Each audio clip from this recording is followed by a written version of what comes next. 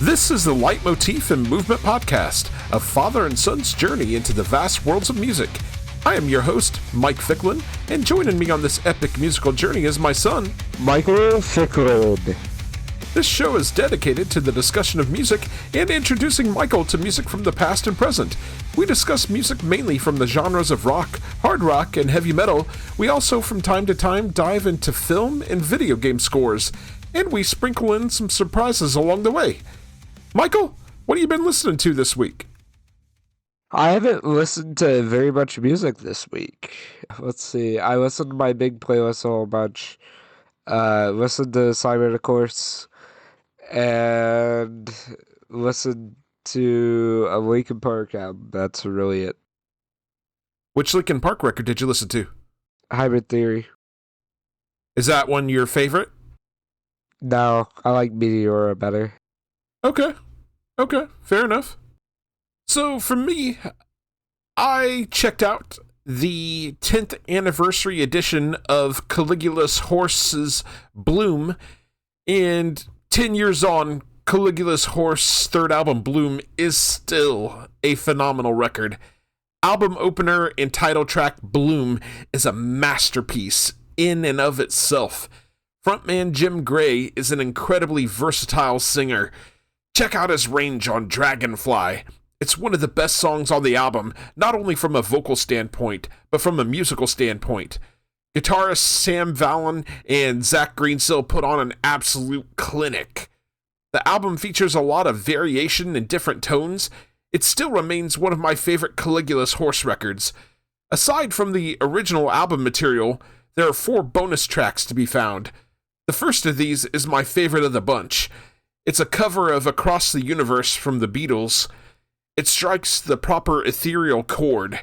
We even get a bit of Mellotron. The remainder of the bonus tracks are pre-production demos of Rust, Turntail, and Undergrowth.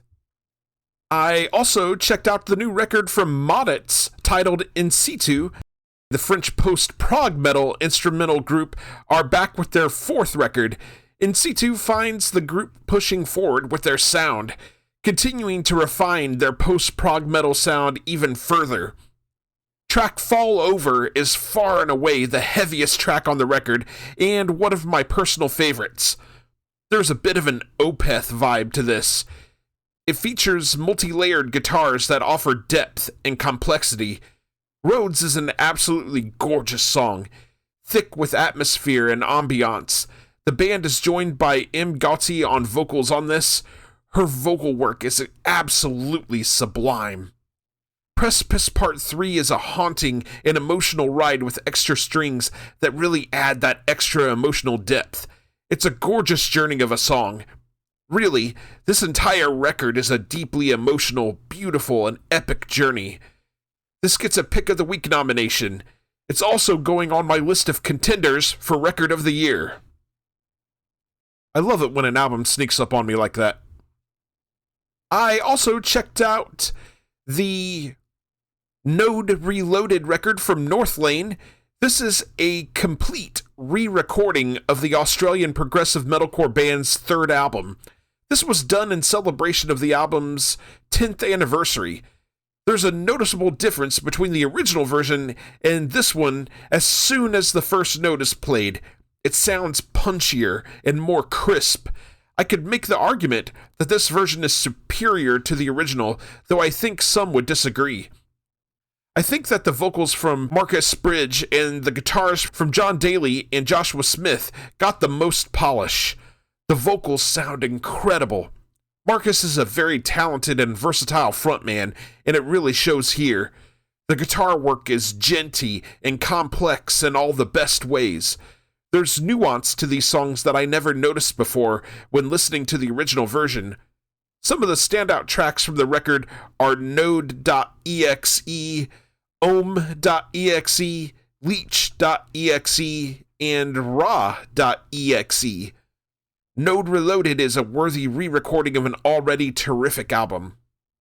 I also checked out the new record from The Reticent titled Please. And Michael, you know I've been looking forward to this one. I do. This is the 5th record from the Charlotte, North Carolina progressive metal band. Much like the band's last 2 efforts, this album is emotionally devastating. It's a very heavy listen with a very important message. The topic of discussion this time around is mental health. I cannot think of a more poignant topic in this day and age. Primary songwriter and frontman Chris Hathcock went through a lot of hell in the process of writing this record, including the loss of his father and a battle with the loss of his ability to sing due to a larynx injury. Having been through the loss of my own father far too soon, I can relate to Chris's feelings and emotions. He channeled all of the feelings and complex emotions into the music of this album. It's a haunting and emotional work. The musicianship is top-notch. In fact, I'd go so far as to say that The Reticent took a big step forward on this record. I can hear the influence of bands like Opeth on the music. Check out The Scorn, Those Who Don't Understand, to get a good taste of the Ackerfeltian flavor that I'm referring to. The album resonated with me hard. This album is an instant contender for my top 5 records of the year, and it receives a recommendation of the week from me. Oh, I have recommendations. Yes, sir. I also checked out the new record from Of Mice and Men titled Another Miracle. This is the 9th record from the Costa Mesa, California metalcore band. In my experience with Of Mice and Men, they can be hit or miss. In my opinion, they have hit more than they missed on this latest effort. Lots of great melodies and crushing riffs.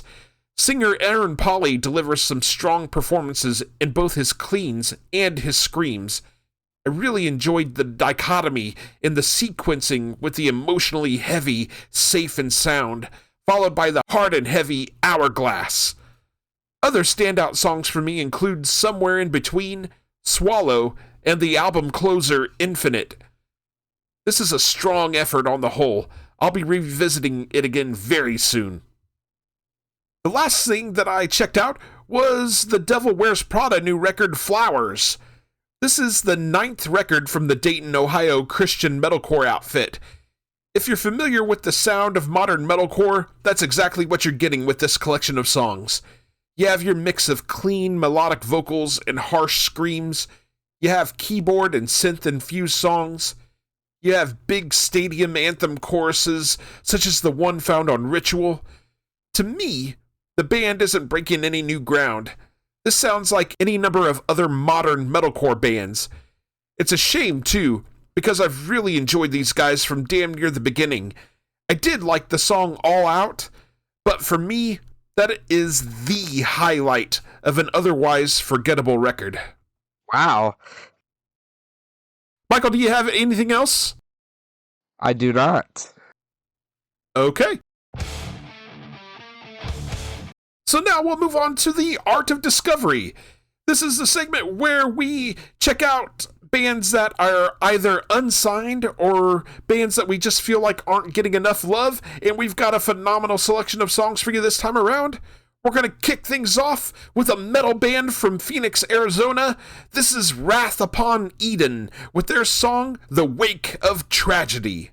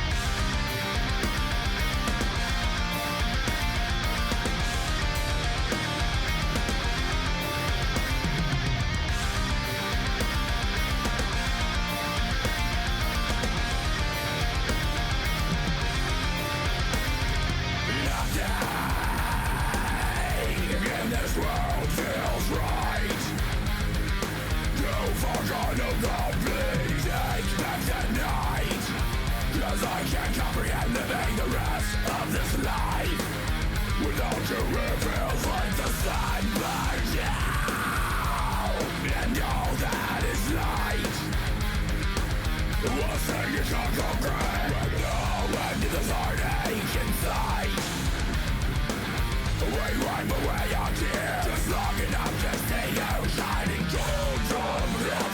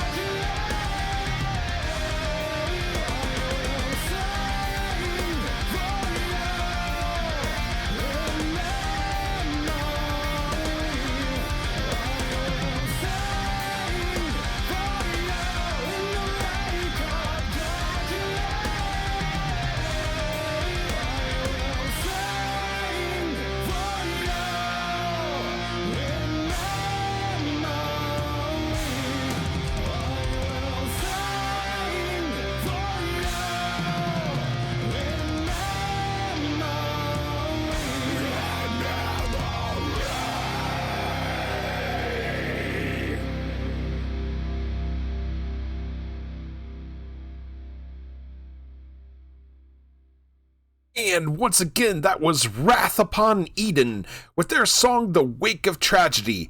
That comes from their record titled The Wake of Tragedy. You can purchase their music from their Bandcamp page, wrathuponeden.bandcamp.com. Michael, that song rules, dude. It was nice and heavy. Yes, sir. Brought all the heavy metal. Goes hard. Did you like that one? Yeah. Good stuff. Yep. All right. So for our next song, we've got an alternative rock band out of Greenville, South Carolina. This is Voidpiercer with their song Constellation. On the deepest water I am helplessly adrift tonight. How can I say goodbye when there's so much left to dazzle my eyes?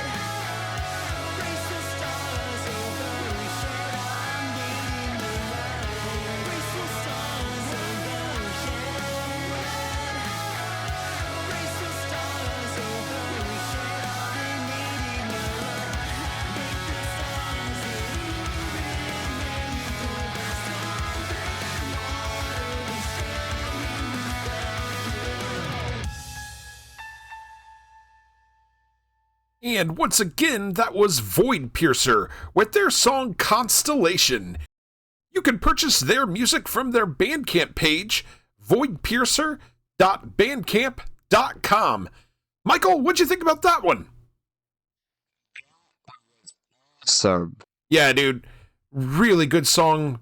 Lots of great melodies, great hooks. Outstanding song. love it. Yes, sir. That's gonna be going on the playlist soon. Heck yes. I love hearing that. All right, Michael.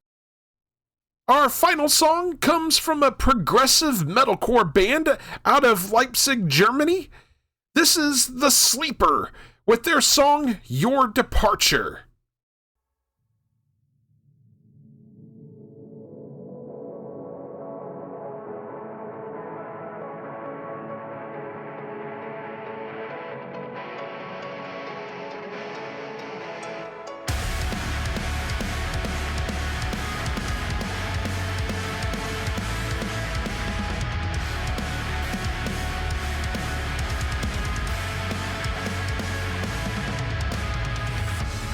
I am sleepless. I see a face in the darkest night. Left so speechless. The noise in my head just turned to white. I miss your touch. Sweet embrace my cure.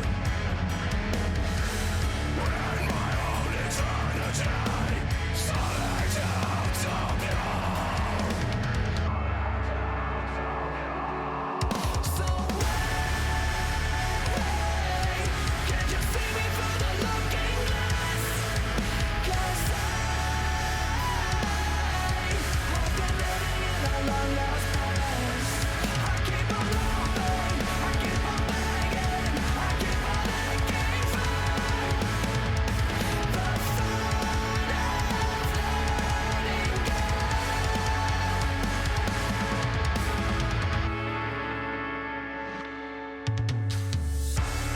I am sleepless.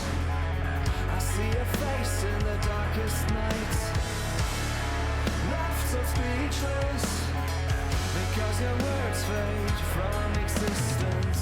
They don't match the shape of your mouth. When blurry waves I seek to feel. I'm coming. We're done with the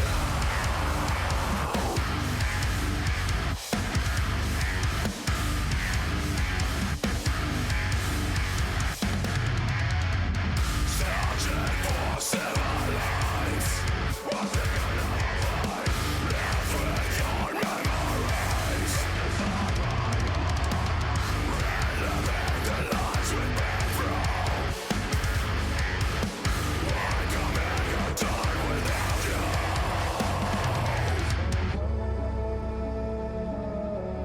Can't you see me through the looking glass?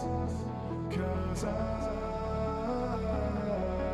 have been living in a long lost past. I keep on hoping, I keep on begging, I keep on aching for the thought of letting go. So wait, can't you see me through the looking glass? 'Cause I've been living in a long lost past.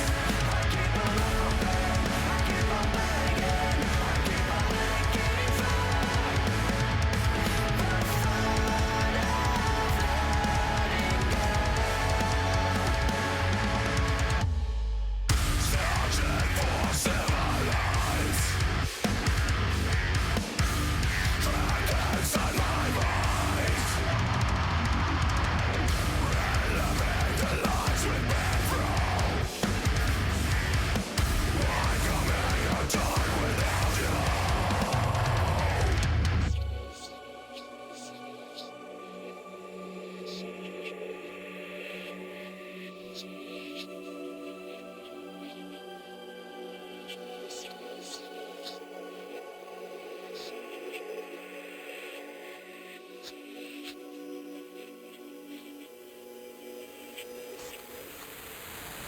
And once again, that was The Sleeper with their song Your Departure.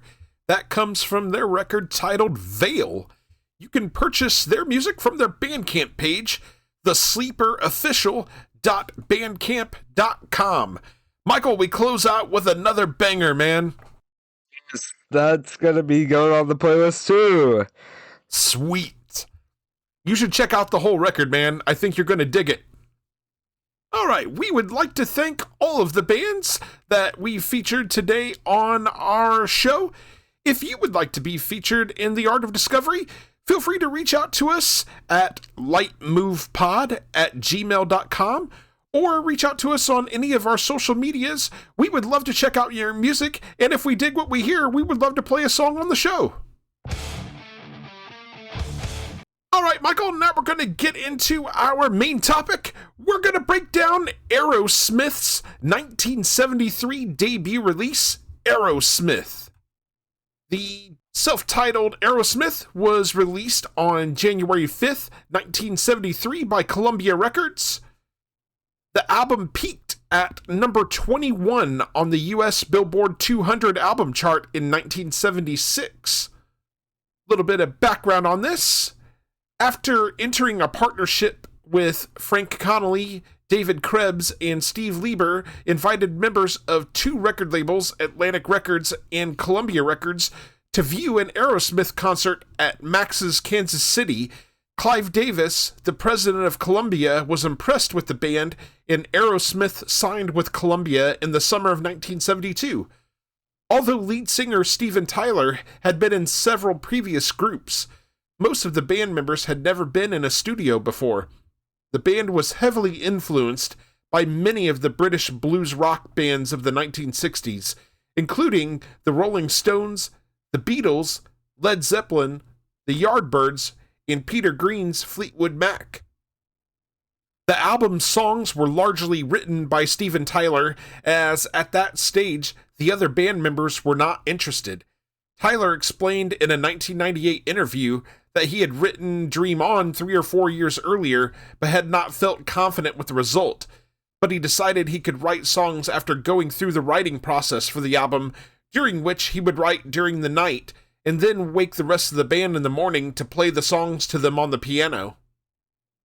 The group recorded their debut album at Intermedia Studios in 331 Newbury Street, Boston, Massachusetts, with record producer Adrian Barber.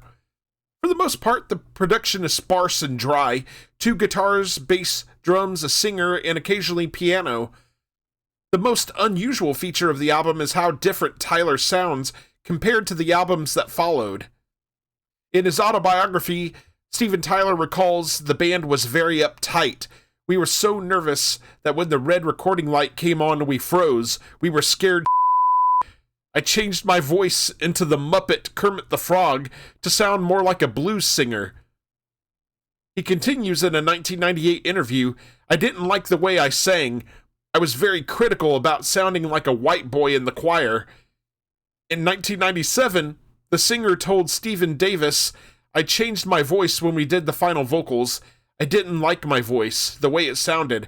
I was insecure, but nobody told me not to. The band recalls the production of the album and their working relationship with producer Adrian Barber with mixed sentiment.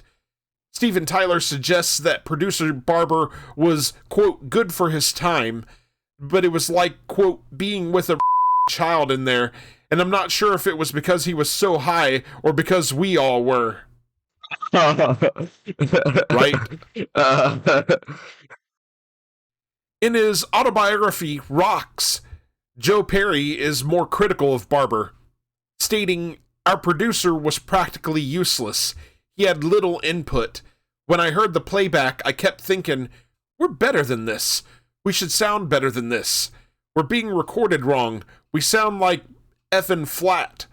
But because I lacked the studio chops to prescribe a remedy, I kept quiet. It pained me, though that my guitar was not cutting through. There's magic on it, but just not the magic that I had envisioned. Bassist Tom Hamilton later confessed, the album was done so fast, I barely remember anything but overdubbing some tracks and running to the bathroom for a hit of blow. Perry reflected, "We were uptight, afraid to make mistakes. We were total novices with no idea what to go for." Regarding the album artwork, Perry commented in 2014, "Unfortunately, the packaging was lame. We didn't even see the cover until the first printing. It was something that Columbia just threw together. The whole thing was sloppy. It marked the start of our education in dealing with labels." Pretty critical, aren't they?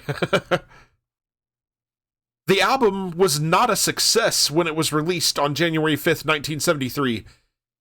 To the band's disappointment, it was not reviewed in Rolling Stone. Moreover, Columbia released Aerosmith at the same time as Bruce Springsteen's debut album, Greetings from Asbury Park, New Jersey, for which they had made a greater promotional effort.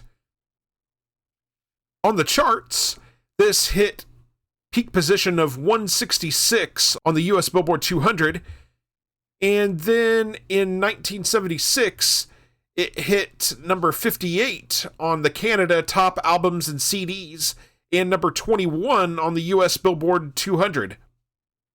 It was certified platinum in Canada, and also certified 2 times platinum in the United States. Personnel featured on this record: Steven Tyler at lead vocals, piano, harmonica, electric harpsichord, and mellotron on Dream On, flute on Walkin' the Dog, and percussion. Joe Perry on guitars, backing vocals, second guitar solo on One Way Street.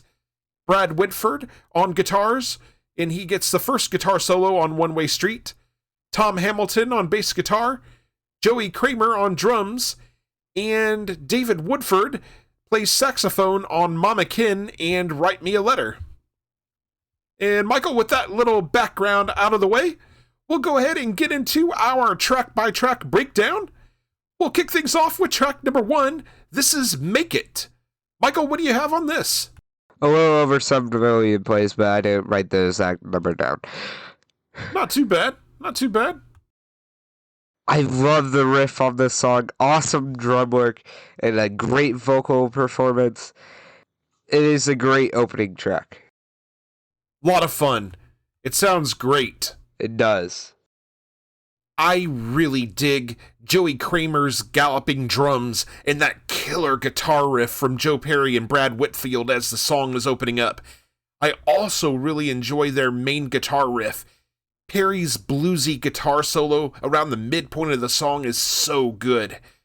Bass guitarist Tom Hamilton's bass work in combination with Kramer's drums during the solo do a great job of helping to carry the rhythm of the songs. Steven Tyler, in my opinion, was born to sing in this bluesy style. His vocals are so good on this song. While he isn't going into his higher register here, it's still a solid performance. Steven Tyler wrote the song on the back of a Kleenex box in the back seat of the car as the group drove down from New Hampshire to Boston to move in together to start the band. Tyler was inspired both by the sudden view of the city through the windshield and the possibilities that starting the new band presented. Pretty cool story. I find that funny. It's a really good opener, man. I love this song. It's just a random place to write lyrics on, especially on a tissue box. Michael, do you have anything else on Make It? Nope. Okay. So we'll move on to track number 2. This is Somebody. Michael, what do you got on this one? I like the slow beginning that gets into a nice riff and great drum work and awesome vocals. This is 7th on the record with 3 million plays and a little bit extra. It's pretty respectable. It's a really good song. I like this song a lot. I think it's catchy. The blues-based guitar riff has a big melodic hook to it. Perry and Whitford are having a great time on this track. Tyler's vocals are equally as catchy. I find myself singing along to the song every time I hear it. I love Tyler singing the guitar part along with Perry around the midway point. Again, Hamilton is on fire as well.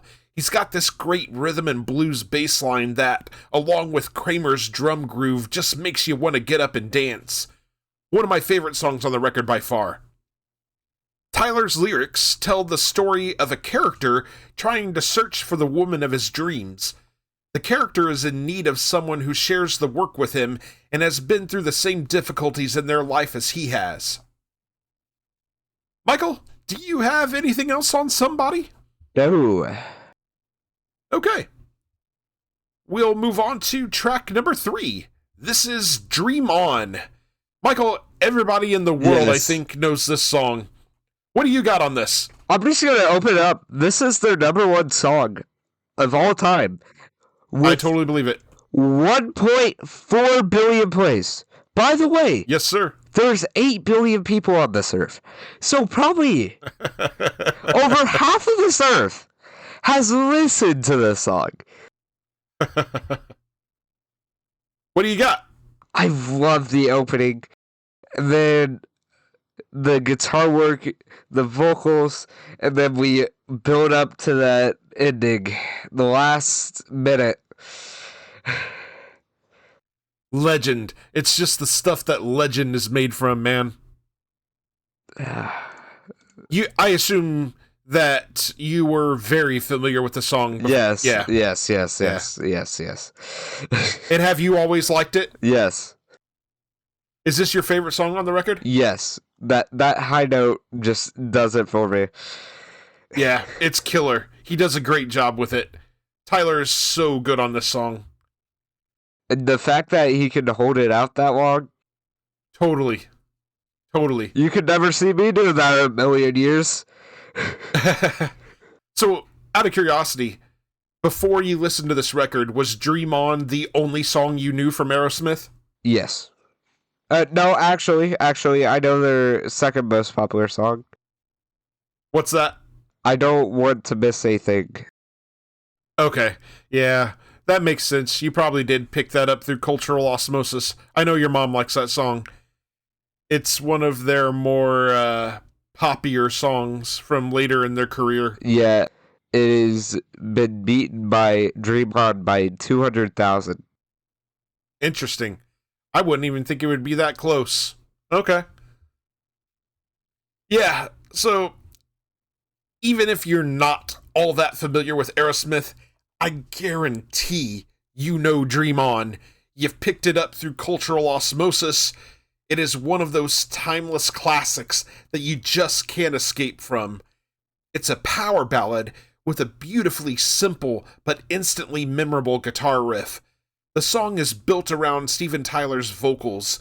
It's a slow build to a big climax which features Tyler's signature screams as he sings the Dream On refrain. I would be remiss if I didn't mention Perry's guitar work on this song. He has some terrific moments on this one. I really love his work as the song builds up to its climax. It's so damn good. Kramer's drum work as we go into and during the climax is also stellar. We get a bit of Mellotron on this as well. All the more reason to love this song. Steven Tyler has stated that he completed the lyrical composition for this song at 14 years old. Crazy. The music for Dream On was originally written on a Steinway upright piano in the living room of Tro Rico Lodge in Sunapay, maybe 4 years before Aerosmith even started. I was 17 or 18, it was just this little thing I was playing, and I never dreamed it would end up as a real song or anything. It's about dreaming until your dreams come true, and that was a quote from Steven Tyler. Pretty amazing. Michael, does that give you a whole new respect for Steven Tyler and for this song? I already respected it enough. Michael, do you have anything else for Dream On? No. Okay, so we'll move along to track number 4. This is One Way Street. Michael, what do you got on this? I love the unique riff and sounds that is being used on this song. Also, some awesome drum work and awesome vocals. This is third on the album with 7 million plays. To be exact, it is 7,882,000. Not too bad. Not too bad at all. This is another bluesy rocker that even features Tyler on harmonica. There's a really excellent driving bass line from Hamilton on this. Both Whitford and Perry get a guitar solo on this one. Whitford takes the first one and Perry the second. Both solos are so good. As I mentioned before, Tyler was born to sing the blues. His vocals are so strong on this one. I find his vocal melodies to be hooky as hell. Kramer's drum work on this song is equally killer. The rhythm and blues energy and groove that he brings is strong. One Way Street was inspired by one of Tyler's relationships at the time. He explains, One Way Street was written on piano at 1325, which was the street number of the house where the band lived, with rhythm and the harp coming from Midnight Rambler.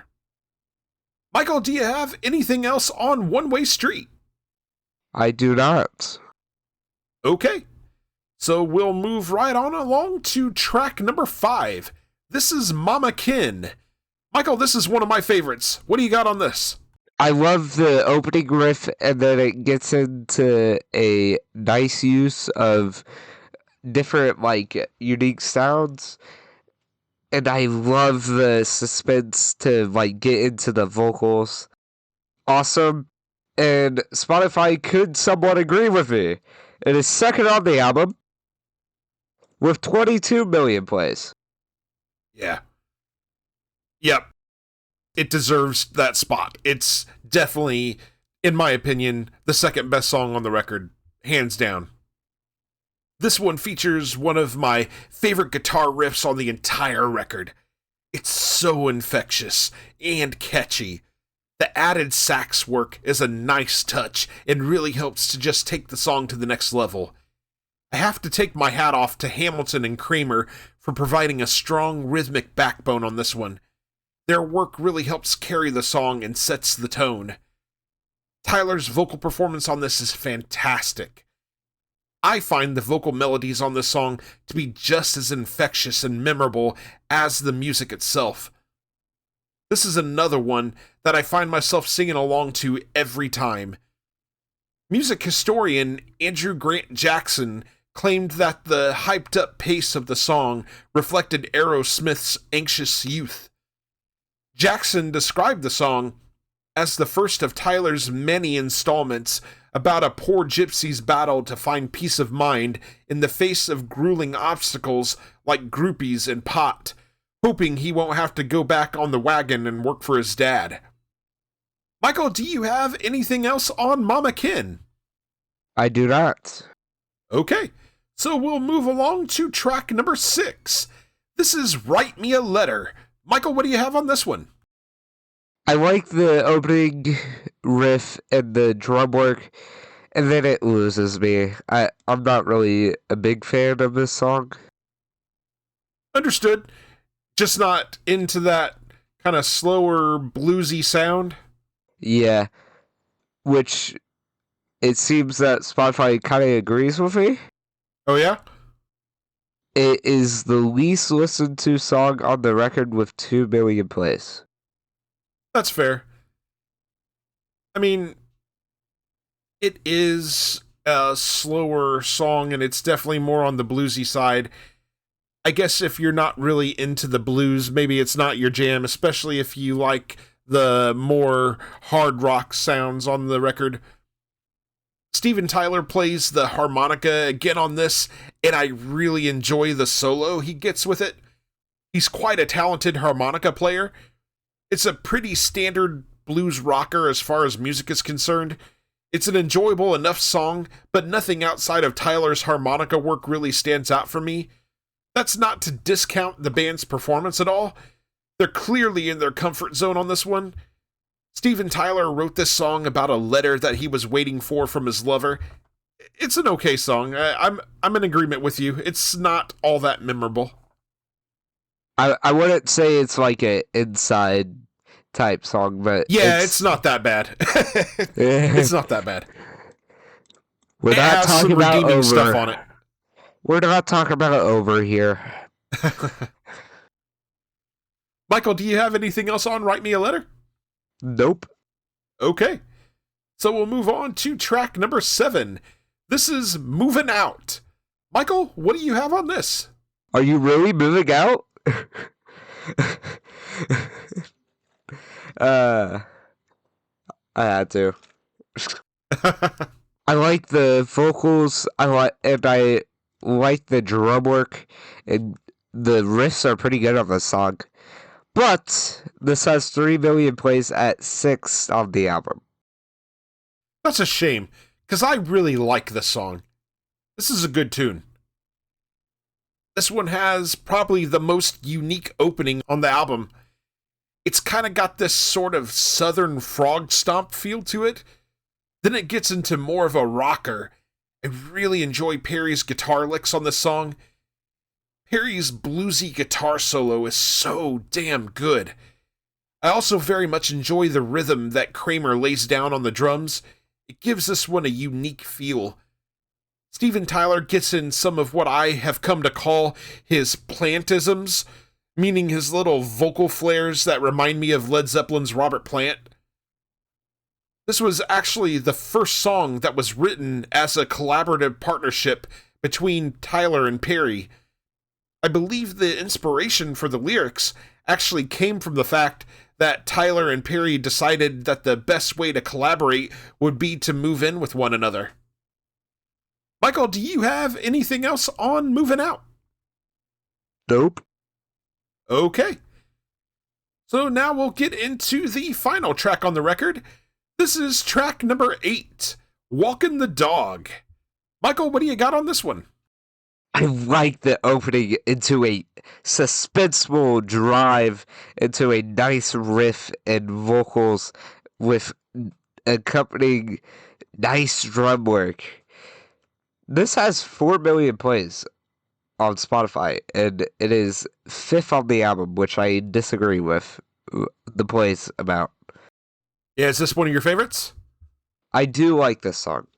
Yeah, it's pretty good. It's a good way to close out the record. You know, at least it's not over or inside. So, Michael, this was a cover song. This one was originally written by R&B musician Rufus Thomas back in 1963. This was used instead of an original psychedelic pop song that Aerosmith wrote titled Major Barbara. Walkin' the Dog would become a live staple for the band. It's a really good cover of the original version. The band does a good job of making it their own and putting their own spin on it. Aerosmith's version is a bit more up-tempo and energetic. Tyler even plays the flute on this song. It's a fun song, and I think it's a pretty good album closer, though I do wonder if their original song would have been better. I've never heard the original song before, but I just wonder. Steven Tyler is quite the talented individual, man.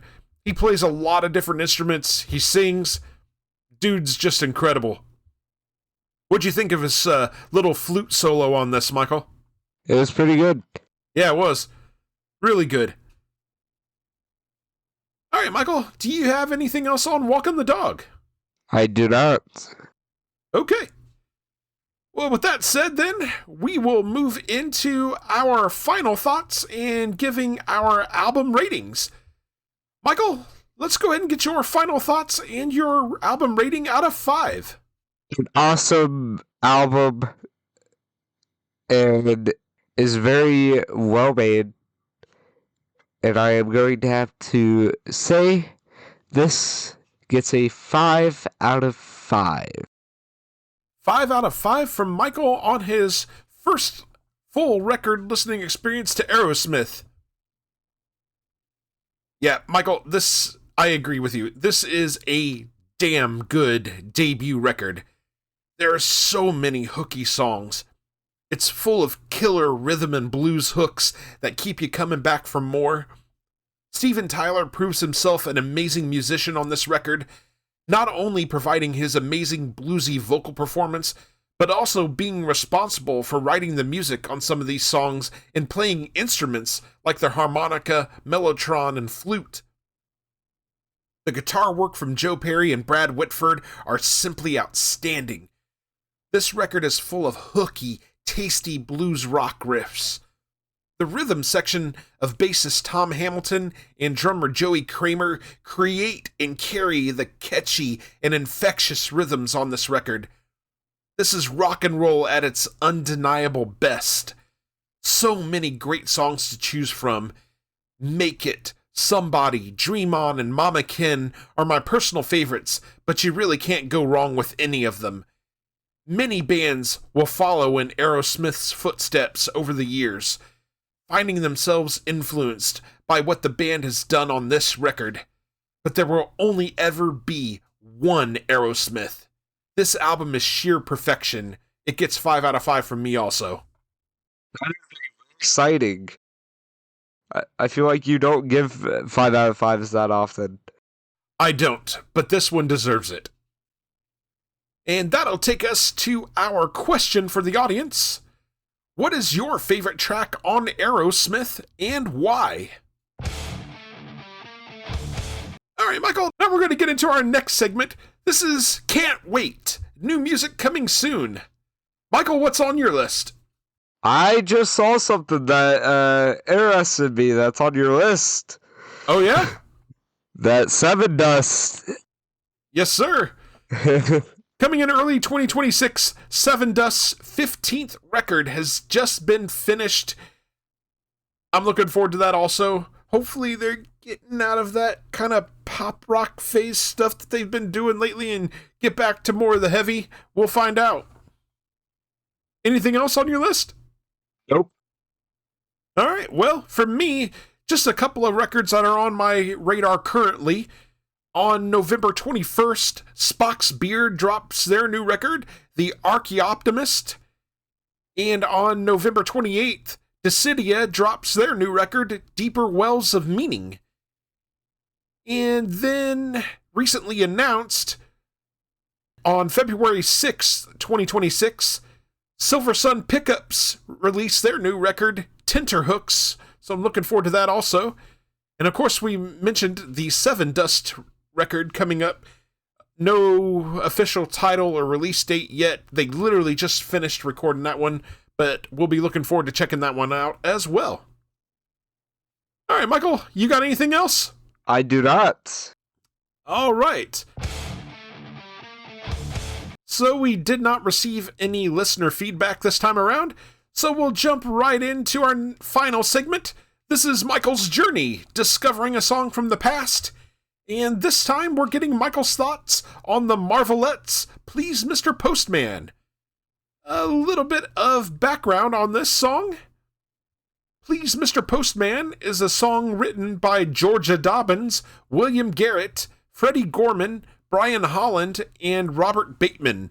It was the debut single from the girl group The Marvelettes for the Tamla Motown label, and is famous for being the first Motown song to reach the number 1 position on the Billboard Hot 100 singles chart. Wow. The single achieved this position in late 1961.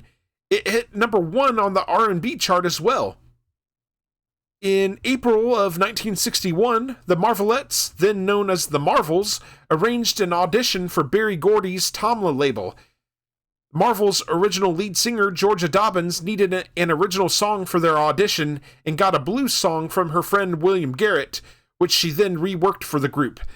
Dobbins left the group after the audition and was replaced. Gordy renamed the group and hired Brian Burt, Brian Holland, and Robert Bateman's songwriting partnership to rework the song yet again.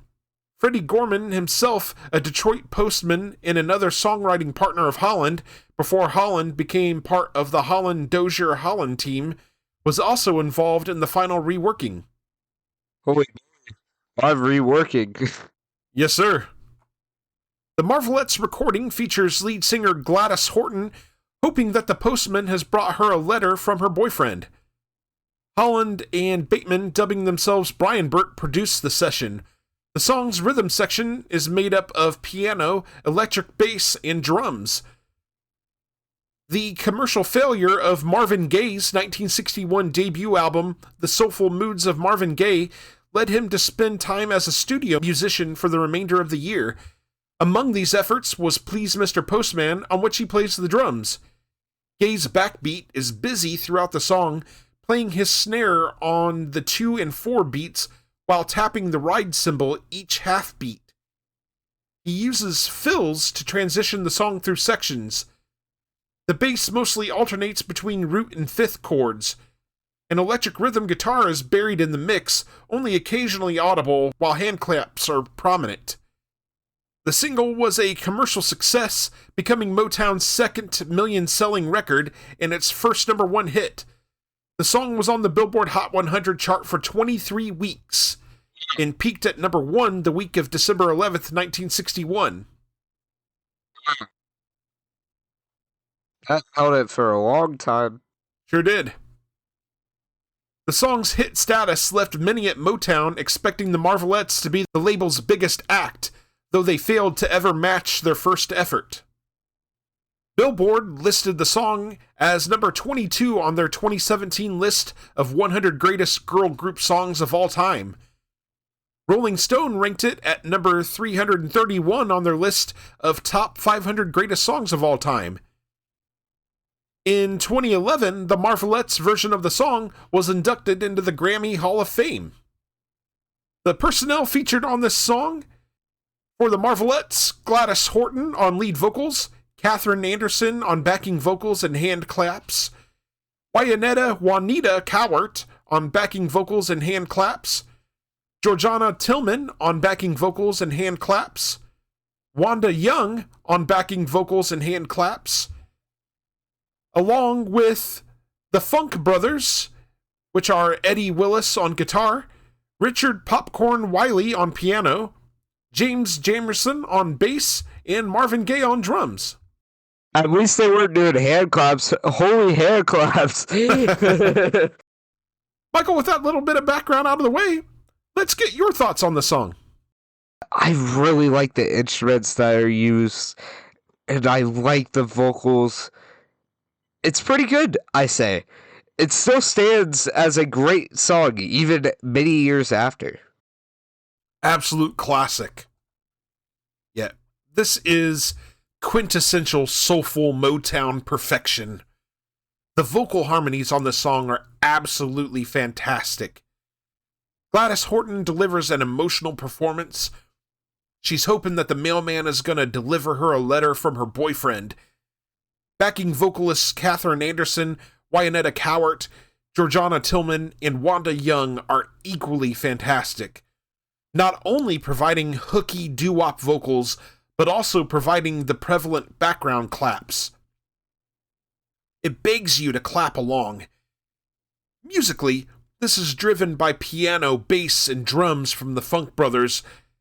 It's not hard to understand why this song was such a big hit. I can imagine it being huge with teenage girls. Such a good song.